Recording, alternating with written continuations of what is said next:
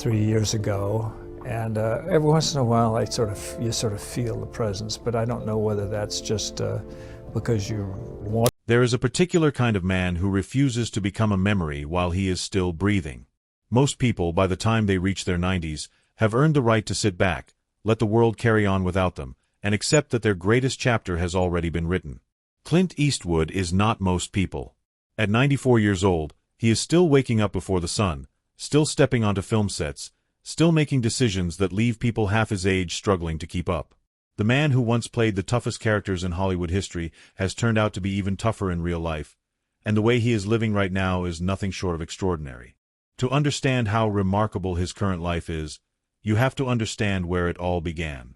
Clint Eastwood Jr. was born on May 31, 1930, in San Francisco, California. He was a big baby, reportedly weighing over 11 pounds at birth, and nurses on the maternity ward were apparently so struck by his size that they nicknamed him Samson. His family was comfortable and well-established.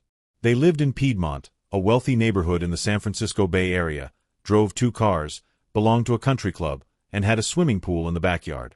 His mother could trace the family lineage all the way back to the Mayflower.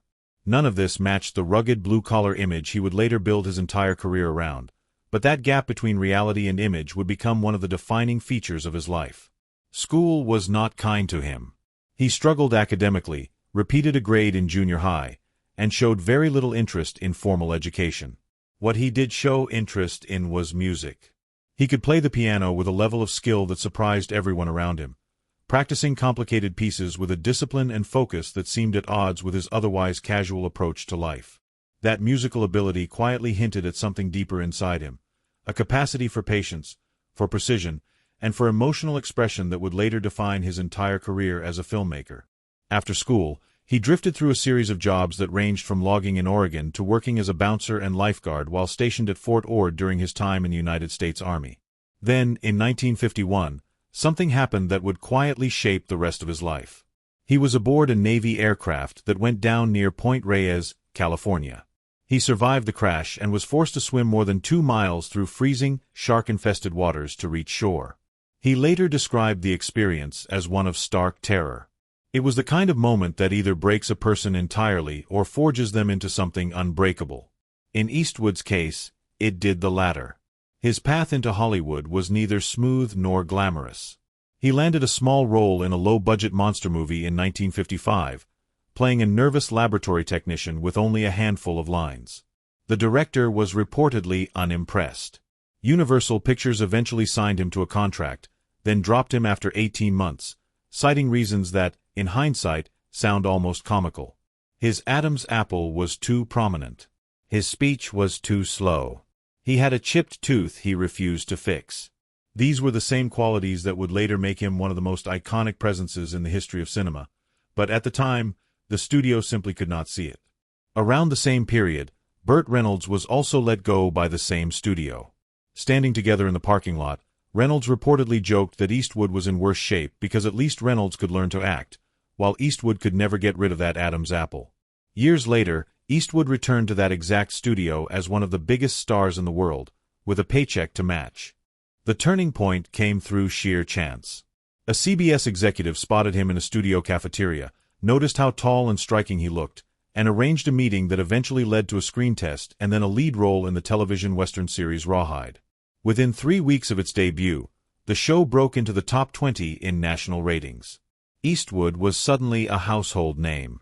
But he was also quietly bored. He did not particularly like his character, whom he considered too immature, and after several years of 6-day shooting weeks in brutal Arizona heat, he was ready for something different. That something different arrived in the form of an offer from an Italian director named Sergio Leone, who was making a low-budget western in Spain and was using a fake American name because no one in the United States took Italian westerns seriously at the time. Leone had already tried to recruit bigger stars, including Henry Fonda and James Coburn, but the budget was too small. Eastwood agreed to do it, reasoning that since almost no one in America would see it anyway, the risk was minimal. That film was a fistful of dollars, and it changed everything.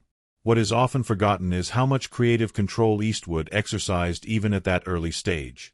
He designed his own costume for the film, buying a pair of black Levi's, bleaching and roughing them up himself, reusing boots and a belt from his rawhide wardrobe, and picking up a hat from a second-hand shop. The small cigars and the poncho were sourced from random stores he found along the way.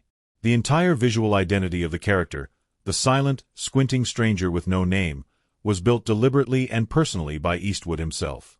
He wanted the character to speak as little as possible and communicate through body language and stillness. That silence, he understood instinctively, would make the character feel more powerful and more dangerous than any amount of dialogue ever could. The trilogy that followed earned over $84 million worldwide on a combined budget of just a few million, despite being savaged by critics who called the films cheap, dopey, and repellent. The audience, as it turned out, disagreed completely.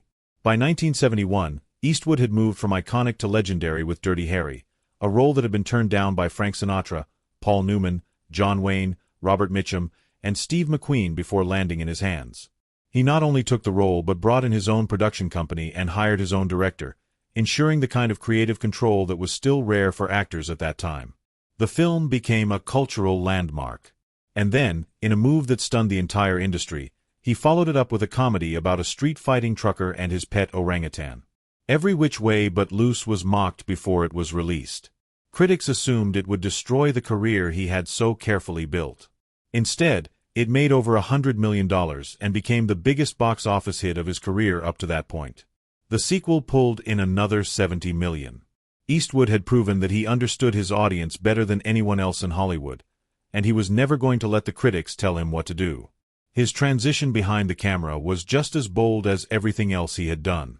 When he directed his first film, Play Misty for Me, in 1971, he shot it entirely in his hometown of Carmel by the Sea, using real local locations instead of constructed sets, and finished the entire production early and under budget.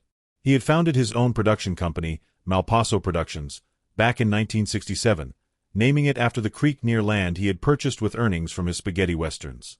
The name itself, which translates roughly to Bad Step, was a deliberate reference to the agent who had warned him that making those Italian westerns would ruin his career. He named his company after that warning and then used the profits from those same films to build an independent creative empire. It was exactly the kind of quiet, private joke that defines the way Eastwood has always operated. His directing career produced some of the most emotionally powerful American films of the past several decades. Unforgiven, which he made at the age of 62 after buying the script years earlier and simply waiting until he felt old enough to inhabit the role correctly, earned $159 million and won 4 Academy Awards including Best Picture and Best Director. Mystic River drew career-defining performances from Sean Penn and Tim Robbins, both of whom won Oscars. Million Dollar Baby, which dealt with the deeply controversial subject of assisted suicide, was given a limited release by a studio that apparently expected it to fail quietly. Instead, it earned over $216 million and swept the Academy Awards. Gran Torino, made when Eastwood was nearly 80 years old, earned $270 million and reminded the entire industry that his presence alone could carry a film like almost no one else alive. His personal life has been complicated, layered, and at times deeply painful in ways he has rarely discussed publicly. He fathered 8 children with 6 different women, and not all of those relationships were built on honesty or transparency. A daughter named Lori Murray grew up in Seattle, adopted and completely unaware of her biological father's identity, until she conducted a search as an adult that led her, astonishingly, to one of the most famous men in the world. When she reached out to Eastwood, who was then in his 60s, he welcomed her with characteristic quiet warmth. They built a real relationship, connected over golf, spent holidays together, and she eventually introduced herself publicly as Laurie Eastwood at the premiere of his film The Mule in 2018. A secret that had lasted 64 years stepped into the light without drama, and the family absorbed it. In his later years, Eastwood found what those close to him describe as something close to genuine peace. A woman named Christina Sandera, who worked as a hostess at his hotel in Carmel when they met in 2014, became his partner. She was grounded, private, deeply uninterested in fame, and entirely accepted by his children and grandchildren. She focused on animal welfare and ran an equestrian center. They appeared in public together rarely and by choice. Her sudden death in 2024 from heart-related complications affected him profoundly. His public statement was brief, but people who know him well understood that her loss left a quiet, lasting mark.